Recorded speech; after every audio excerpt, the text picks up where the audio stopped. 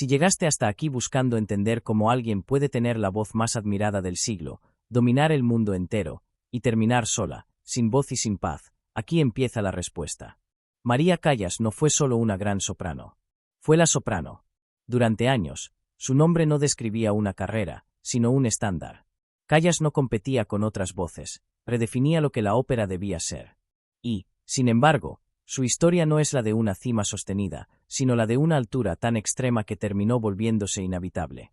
Para entender por qué María Callas terminó como terminó, hay que empezar por una idea clave. Su vida nunca tuvo separación real entre la artista y la persona. No había refugio. No había un fuera de escena donde pudiera existir sin expectativas. Desde muy joven, todo en ella estuvo orientado hacia una sola cosa: rendir. Nació en un entorno marcado por la exigencia, el conflicto familiar y una relación temprana con el sacrificio. Desde niña, su talento fue identificado no como una posibilidad, sino como una obligación. Cantar no era una elección emocional, era una responsabilidad. Y cuando el talento se convierte en mandato, el éxito deja de ser liberador. Su formación fue dura, estricta, implacable. Técnica, disciplina, corrección constante. María Callas aprendió pronto que el error no estaba permitido, que la mediocridad era una traición, que la voz no era un don para disfrutar, sino un instrumento que debía dominarse incluso a costa del cuerpo. Ese enfoque la llevó a una transformación extraordinaria.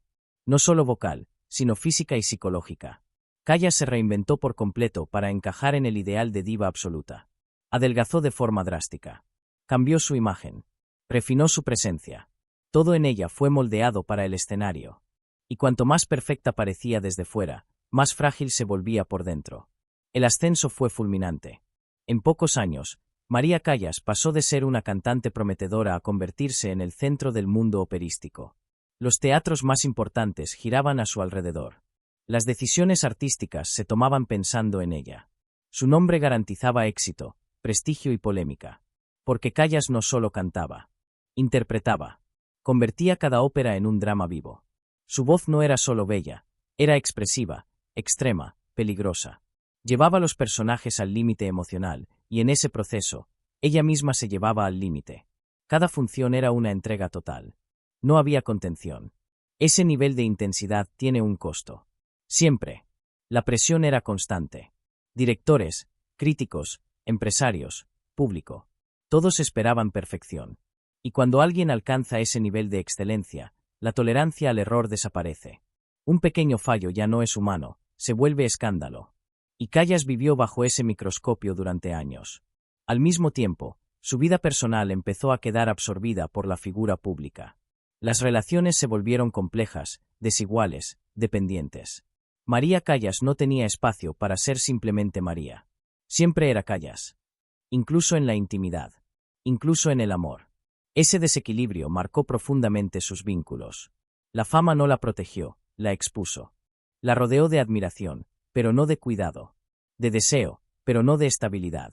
Y cuando el afecto se mezcla con poder, el resultado rara vez es sano. Mientras tanto, algo empezó a cambiar de forma casi imperceptible: la voz. No fue una caída repentina. Fue un deterioro progresivo. Pequeñas dificultades. Cancelaciones. Comentarios críticos. Esfuerzos cada vez mayores para sostener lo que antes fluía con naturalidad. El cuerpo empezaba a pasar factura por años de exigencia extrema, cambios físicos drásticos y una técnica llevada siempre al límite expresivo. Para una artista cuya identidad estaba completamente ligada a su voz, esa amenaza era devastadora. Porque perder la voz no era solo perder el trabajo. Era perderse a sí misma. La reacción de Callas no fue retirarse a tiempo. Fue insistir. Forzar. Exigirse aún más. Como si la voluntad pudiera imponerse al desgaste. Como si aceptar el límite equivaliera a rendirse. Y en su lógica interna, rendirse nunca fue una opción. Ese punto es crucial para entender su final. María Callas no fue derrotada por un solo evento, sino por una acumulación de renuncias personales, presiones externas y una identidad construida exclusivamente alrededor del rendimiento. Cuando la voz dejó de responder como antes, el mundo que la rodeaba empezó a cambiar. Las oportunidades disminuyeron. Las críticas aumentaron. El reconocimiento se volvió condicional. Y las personas que habían orbitado alrededor de su éxito comenzaron a alejarse. No de forma abrupta. de forma silenciosa. Este primer bloque deja planteado el núcleo de la tragedia. Una mujer que alcanzó la cima absoluta, pero nunca construyó un lugar donde descansar cuando el ascenso terminó. Todo en su vida estaba orientado a sostener una gloria que no admite pausa. Cuando la voz de María Callas empezó a mostrar señales de desgaste, no hubo un punto exacto al que poder señalar. No existió un día concreto en el que todo se rompiera. La caída no fue un colapso, fue una erosión. Y eso la hizo más difícil de aceptar, más dolorosa de enfrentar y, sobre todo, más fácil de negar. Durante años, Callas había llevado su instrumento al extremo. No solo en términos técnicos, sino expresivos. Su forma de cantar no buscaba la comodidad ni la belleza pura. Buscaba el drama absoluto. Cada nota estaba cargada de intención, de riesgo, de tensión emocional. Esa intensidad fue la base de su grandeza, y también la raíz de su deterioro. En la ópera tradicional, la técnica suele funcionar como contención. Protege la voz, administra el esfuerzo, permite longevidad. En el caso de Callas, la técnica fue muchas veces subordinada a la expresión. No porque ella no la dominaba como pocas, sino porque elegía conscientemente ir más allá. Empujaba la voz para lograr efectos dramáticos que nadie más se atrevía a buscar. Durante un tiempo, el cuerpo respondió. La voz parecía inagotable. Capaz de abarcar repertorios imposibles, saltos estilísticos extremos y exigencias que, en otras cantantes, habrían sido insostenibles. Ese éxito reforzó una idea peligrosa, que Callas era una excepción a las reglas. Pero el cuerpo no negocia indefinidamente. A mediados de su carrera, comenzaron a aparecer señales que los especialistas reconocen bien: pérdida de homogeneidad, dificultades en el registro agudo, fatiga prematura, cancelaciones cada vez más frecuentes. Nada de eso era escandaloso por sí solo. Muchas carreras sobreviven a esos cambios con ajustes y repliegues estratégicos. Callas no supo, o no pudo, hacer ese repliegue. Para ella, adaptarse equivalía a traicionarse. Su identidad artística estaba ligada a la totalidad, no a la gestión del desgaste. Reducir repertorio, elegir papeles menos extremos, espaciar funciones, todo eso podía haber prolongado su carrera. Pero también habría significado aceptar que ya no era la Callas absoluta. Y ese reconocimiento era incompatible con la imagen que había construido de sí misma. Al mismo tiempo, su cuerpo atravesaba transformaciones profundas. La pérdida de peso drástica que había experimentado años antes tuvo consecuencias reales. Cambió su centro de gravedad vocal, su apoyo respiratorio, su relación física con el instrumento. Lo que había sido una decisión estética tuvo efectos estructurales. Y esos efectos no siempre fueron atendidos con el cuidado necesario. La presión externa tampoco ayudó. El mundo de la ópera no es indulgente con las leyendas. Cuanto más alto llegas, menos margen te conceden para caer con dignidad. Cada función era evaluada no contra otras cantantes, sino contra la mejor versión pasada de sí misma. Y competir contra tu propio mito es una batalla perdida. Las críticas se volvieron más duras, más personales, menos técnicas. Donde antes había admiración, ahora había decepción. Donde antes se celebraba el riesgo, ahora se señalaba el error. Y Callas, extremadamente sensible al juicio externo, absorbía cada comentario como una confirmación de su temor más profundo, que estaba dejando de ser quien era. Ese miedo no se quedó en el escenario. Se filtró en su vida personal. A medida que la voz se volvía inestable, su mundo emocional también empezó a resquebrajarse. Las relaciones que había construido durante el éxito estaban profundamente condicionadas por su posición de diva. Cuando esa posición comenzó a tambalearse, los vínculos perdieron equilibrio. El amor, lejos de ofrecer refugio, se convirtió en otro espacio de tensión. Callas buscó en sus relaciones una validación que ya no encontraba con la misma claridad en el escenario. Pero cuando una persona necesita que el afecto repare una identidad herida, la relación se vuelve asimétrica. Y esa asimetría suele terminar en dolor. Mientras tanto, su presencia en los grandes teatros se fue reduciendo. No de manera abrupta, sino progresiva. Menos contratos, más condiciones, expectativas más frágiles. La diva seguía siendo famosa, pero ya no era imprescindible. Y esa transición, en el mundo del arte, suele ser silenciosa y cruel. Callas empezó a experimentar algo que nunca había conocido: la incertidumbre. No la incertidumbre creativa, esa siempre la había manejado, sino la incertidumbre existencial. ¿Quién era sin la voz en plenitud? ¿Qué quedaba cuando ya no podía sostener el estándar que ella misma había impuesto? La respuesta no llegó. Y ante la falta de respuesta, apareció el aislamiento. No un aislamiento total, sino uno progresivo. Menos apariciones públicas. Menos proyectos. Más tiempo sola. La vida empezó a organizarse alrededor de lo que ya no podía hacer, no de lo que aún podía ser. Y ese tipo de vida termina por estrechar el horizonte. Este segundo bloque muestra el punto en que la tragedia deja de ser externa y se vuelve interna. Cuando la pérdida no viene de un enemigo, ni de una catástrofe puntual, sino del desgaste acumulado de una vida vivida siempre al máximo. María Callas no estaba cayendo del escenario. Estaba quedándose sin el suelo que la sostenía. La retirada de María Callas no ocurrió con un anuncio oficial ni con una despedida solemne. Ocurrió en cámara lenta, casi sin que el mundo se diera cuenta al principio. Un teatro menos. Una función cancelada. Un proyecto que no se concretó. Pequeñas ausencias que, acumuladas, fueron empujándola fuera del centro del escenario. Para alguien cuya identidad había estado completamente fusionada con la presencia pública, ese desplazamiento fue devastador. Callas no había construido una vida paralela a la ópera. No había cultivado un después. Todo en ella estaba organizado alrededor de la voz, del escenario, del reconocimiento inmediato. Cuando eso empezó a desaparecer, no quedó un espacio alternativo donde sostenerse. La soledad no llegó de golpe. Llegó envuelta en fama residual. Seguía siendo conocida, admirada, citada. Pero ya no era necesaria. Y hay una diferencia profunda entre ser admirada y ser necesaria. La primera alimenta el ego, la segunda da sentido. Callas perdió la segunda antes de darse cuenta.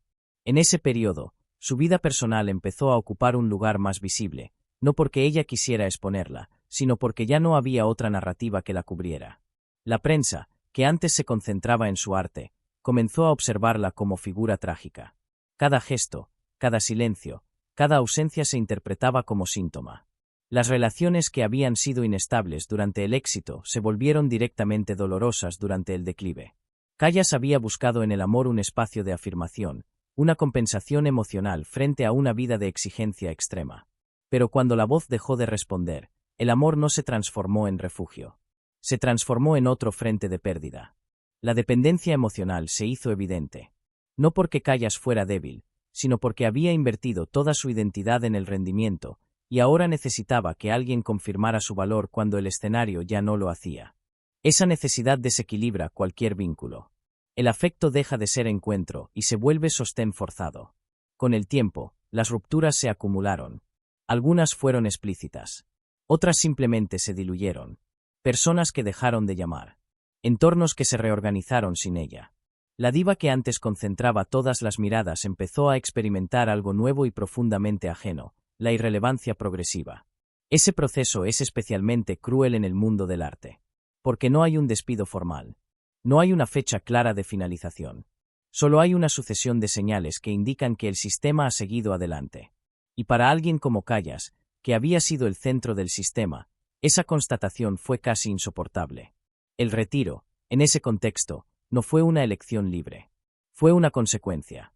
Una adaptación forzada a una realidad que ya no le ofrecía el espacio donde había aprendido a existir. Callas no dejó de cantar porque quisiera descansar. Dejó de cantar porque no podía sostener el nivel que exigía de sí misma. Y aceptar menos que eso no estaba en su horizonte mental. A partir de ese momento, la vida se volvió más pequeña. No necesariamente más tranquila. Más reducida. Menos estímulos. Menos objetivos claros. El tiempo, que antes se organizaba en función de ensayos, funciones y viajes, empezó a expandirse sin estructura. Y cuando el tiempo se expande sin propósito, se vuelve pesado. La soledad de Callas no fue la del anonimato absoluto. Fue la soledad de alguien rodeado de recuerdos, fotografías, grabaciones, pero sin una función presente. Vivía rodeada de lo que había sido, no de lo que estaba siendo. Y esa convivencia constante con el pasado puede convertirse en una forma de tortura silenciosa. La voz, incluso fuera del escenario, seguía siendo un tema central. Callas intentó volver en distintos momentos. Clases magistrales, apariciones esporádicas, proyectos que nunca se consolidaron del todo. No porque no tuviera nada que ofrecer, sino porque el mundo no estaba preparado para aceptar a Callas en un rol distinto al de diva absoluta. Ese rechazo implícito reforzó su aislamiento. Cada intento fallido confirmaba la idea de que su valor estaba atado a una versión de sí misma que ya no podía sostener. Y cuando una persona cree que solo vale por lo que ya no puede hacer, la autoestima se erosiona rápidamente. Con el paso de los años, la soledad se volvió estructural. No solo afectiva, sino existencial. Callas empezó a vivir retirada, con un círculo cada vez más reducido, lejos del ruido que había definido su vida.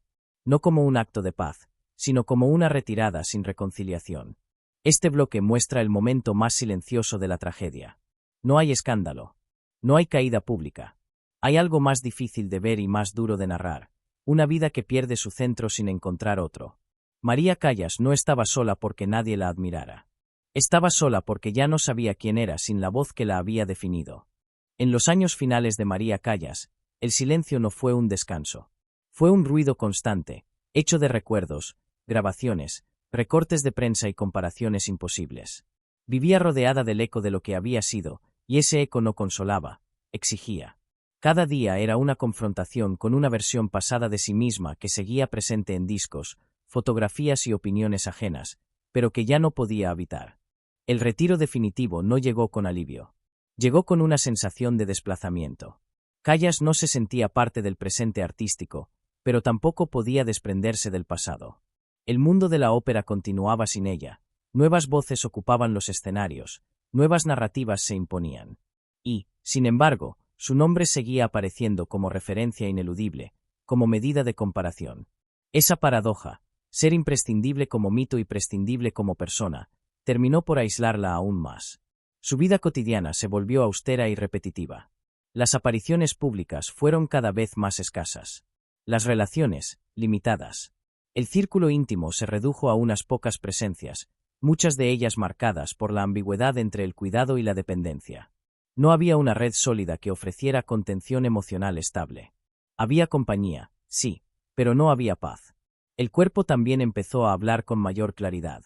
El desgaste acumulado de años de exigencia extrema se manifestó en fragilidad física, en una energía cada vez más limitada. Sin el motor del escenario, el cuerpo ya no tenía una razón para tolerar el sacrificio. Y cuando el cuerpo se detiene después de una vida vivida al límite, todo duele, no solo los músculos, también la memoria. En ese periodo, Callas intentó, de distintas maneras, reconciliarse con su legado. Escuchó grabaciones, revisó interpretaciones, habló, poco, del pasado. Pero ese ejercicio no siempre fue reparador. Volver a escuchar la voz de la Callas joven era, para ella, una experiencia ambivalente, orgullo y pérdida al mismo tiempo. La evidencia de una grandeza irrepetible se convertía también en prueba de una ausencia definitiva. La prensa, incluso en esos años, no dejó de perseguirla. Cada reaparición era examinada como si se tratara de un retorno posible. Cada rumor alimentaba expectativas que ya no podían cumplirse. Y esa presión, aunque menos visible, seguía ahí. La diva nunca dejó de ser observada. Solo dejó de ser comprendida. En la intimidad, la sensación de fracaso personal, no artístico, se fue instalando con fuerza. Callas no se juzgaba por lo que había logrado, sino por lo que no había conseguido construir fuera del escenario. Estabilidad afectiva, identidad propia, descanso. La gloria no había sido suficiente para garantizar un final sereno. Y esa constatación resultaba devastadora para alguien que había dado todo por su arte. La soledad, entonces, dejó de ser circunstancial y se volvió existencial. No era la ausencia de gente, era la ausencia de sentido inmediato. Sin proyectos, sin escenarios, sin la posibilidad de reinventarse en un entorno que solo la aceptaba como mito, la vida se estrechó. El tiempo pasó a ser un espacio que había que atravesar, no un lugar donde crear. Este tramo final no tuvo grandes escándalos ni tragedias públicas. Tuvo algo más silencioso y, por eso mismo, más difícil de narrar, la erosión lenta de la esperanza. La sensación de que el pasado era más grande que cualquier futuro posible. La intuición de que la paz no llegaría simplemente con el silencio. María Callas había alcanzado la cima absoluta. Pero en la cima no había refugio. Y cuando comenzó el descenso, no encontró redes. Encontró eco. Un eco que repetía su nombre, su grandeza, su leyenda, sin ofrecerle un lugar donde descansar. Este bloque muestra el momento en que la gloria deja de ser consuelo y se convierte en carga. Cuando el reconocimiento ya no acompaña, sino que pesa. Cuando el aplauso del pasado no alcanza para sostener el presente. La historia de María Callas no se cierra con una caída estrepitosa ni con un escándalo final. Se cierra de una forma mucho más incómoda y honesta, con el silencio. Un silencio que no fue elegido como descanso, sino impuesto como consecuencia de una vida construida sin espacio para el después. Callas murió relativamente joven, pero su final no fue repentino. Fue la culminación de un proceso largo, marcado por la pérdida progresiva de todo aquello que había dado sentido a su existencia. Primero fue la voz, luego el escenario, después las relaciones, y, finalmente, la paz. Lo tuvo todo en el sentido más visible del término: fama mundial, poder artístico, influencia cultural, reconocimiento histórico. Pero nunca tuvo un lugar donde existir sin rendir. Nunca pudo ser simplemente una persona fuera del personaje. Y cuando el personaje dejó de sostenerse, no quedó una estructura emocional alternativa. Esa es la tragedia central de su vida. María Callas fue educada, formada y celebrada bajo una lógica implacable: valer por lo que se entrega, cantar mejor, llegar más alto, emocionar más, sacrificarse más. Esa lógica funciona mientras el cuerpo responde y el mundo aplaude. Pero cuando una de esas dos cosas falla, la identidad entera entra en crisis. En su caso, fallaron ambas al mismo tiempo. El deterioro de la voz no fue solo una pérdida profesional. Fue una ruptura identitaria. La voz no era una herramienta, era el núcleo de su ser. Sin ella, Callas no sabía cómo definirse. Y el entorno que la había elevado no supo, o no quiso, acompañarla en esa transición. El aislamiento final no fue producto del olvido absoluto. Fue producto de una fama que no admite transformación. El mundo seguía queriendo a la Callas, no a María.